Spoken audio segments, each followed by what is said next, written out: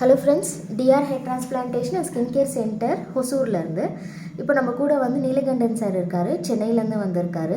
இவர் வந்து last 2.5 months before வந்துட்டு நம்மக்கிட்ட ஹேர் டிரான்ஸ்பிளான்ட் பண்ணிக்கினாரு. அண்ட் மோரோவர் இவரோட ஹேர் வந்து ரொம்ப தின்னிங்காக கூட இருந்துச்சு.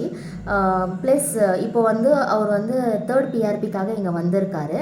அவரே வந்து சொல்லுவார் இந்த 3 months வரைக்கும் என்னெல்லாம் மெயின்டைன் பண்ண, எப்படியெல்லாம் மெயின்டைன் பண்ணன்னுட்டு நீங்கள் கேட்டுக்கோங்க. ஏன்னா நிறைய பேருக்கு டவுட் இருக்குது, இதால் ஏதாவது சைடு எஃபெக்ட்ஸ் இருக்குமா ஹேர் டிரான்ஸ்பிளான்ட் பண்ண பிறகு, அப்புறமா எப்படி மெயின்டைன் பண்ணுறது, ரொம்ப காஸ்ட் வைஸ் எல்லாம் ரொம்ப அதிகமாக இருக்குமே, நம்மளால் மெயின்டைன் பண்ண முடியாது அப்படின்னலாம் சொல்கிறாங்க. இப்போது இவரே வந்து உங்கள்கிட்ட சொல்லுவார் என்னெல்லாம் மெயின்டைன் பண்ணுறாரு. இவரோட ரிசல்ட் பாருங்கள். இவரோட பிஃபோர் ஃபோட்டோஸ் கூட எங்கள்கிட்ட இருக்குது. நான் இந்த வீடியோவோட சேர்த்து நான் அதுவும் அட்டாச் பண்ணுறேன். நீங்களே பார்த்து ஹாப்பியாக ஃபீல் பண்ணுங்கள். பட் இப்போ இவர் வந்து நம்மக்கிட்ட பேச போகிறாரு. Hello sir, good afternoon sir.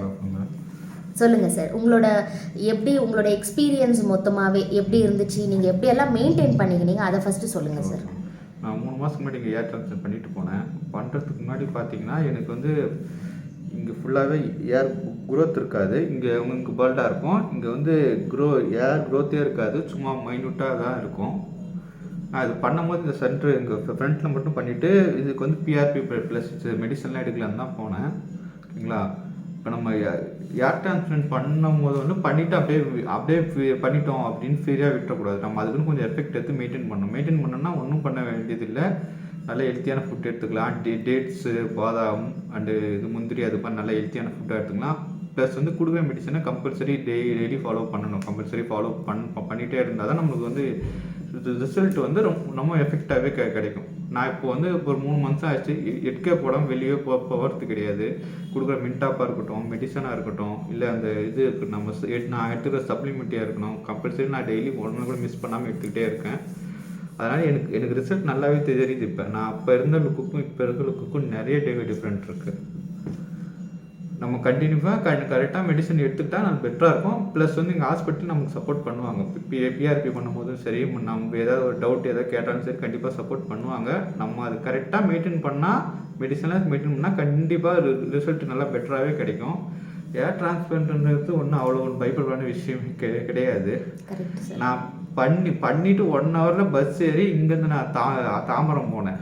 பாதி நைட்டில் போய் சேர்ந்தேன். ஏன்னா நான் வந்த அன்றைக்கி தான் அது புயல் வந்திருக்குன்ட்டு பண்ண 1 hourலேயே நான் பஸ் ஏறி போயிட்டேன். அதனால் அதெல்லாம் பயப்பட வேண்டிய அவசியமே கிடையாது. ஓகே, இப்போ நிறைய பேர் வந்துட்டு ஐயோ நான் சென்னையில் இருக்கேன் மேடம், நான் மதுரையில் இருக்கேன், திருச்சியில் இருக்கேன், இங்கே வர முடியாதுன்னு ஃபீல் பண்ணுறாங்க.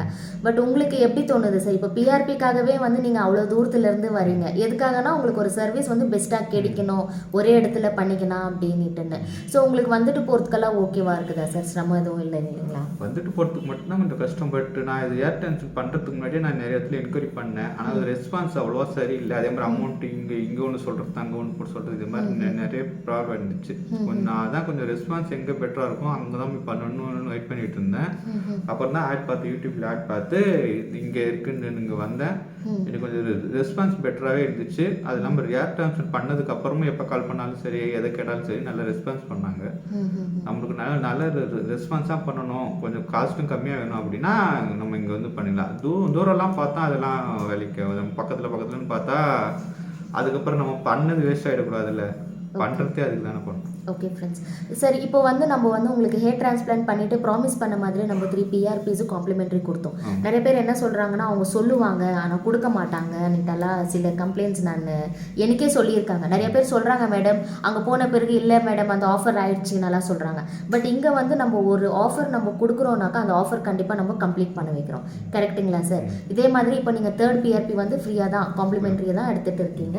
அதுவும் இல்லாமல் ஃப்ரெண்ட்ஸ் இவங்க வந்து ஸ்டெம் செல் இன்ஜெக்ஷன்ஸ் கூட எடுத்திருக்காங்க. நிறைய பேர் ஸ்டெம் செல் பற்றி டவுட்ஸும் இருக்குது. இவரும் வந்து ஸ்டெம் செல் இன்ஜெக்ஷன் எடுத்து அவரோட சார் உங்களோட ஹெட்டை கொஞ்சம் காமிங்க பாருங்கள். இவங்களுக்கு எல்லாமே வந்துட்டு இங்கே எல்லாமே பார்த்தீங்கன்னாக்கா ரொம்பவே வந்து டென்சிட்டி ரொம்ப குறைவாக இருந்துச்சு. இப்போ பார்த்தீங்கன்னா டார்க்காக இருக்குது. ஹேர்ஸ் வந்து இன்னும் க்ரோ ஆகணும். ஆக்சுவலி இது ஜஸ்ட் ஒரு 2.5 months ரிசல்ட் தான். இதுக்கப்புறம் வந்துட்டு ஒரு குறைஞ்சது ஒரு 6 months வெயிட் பண்ணிவிட்டு இவரோட வீடியோவே நான் உங்களுக்கு போடுறேன். எவ்ரி மந்த் இவரோட எப்படியெல்லாம் இவர் ஃபீல் பண்ணுறாரு, என்னெல்லாம் இவருக்கு ப்ராப்ளம், என்னெல்லாம் இவர் ஃபேஸ் பண்ணுறாரு, என்னெல்லாம் ரிசல்ட் எப்படியெல்லாம் வருதுன்னுட்டு நான் உங்களுக்கு போடுறேன். நீங்களே பாருங்கள் sir. Thank you very much sir. Thanks a lot.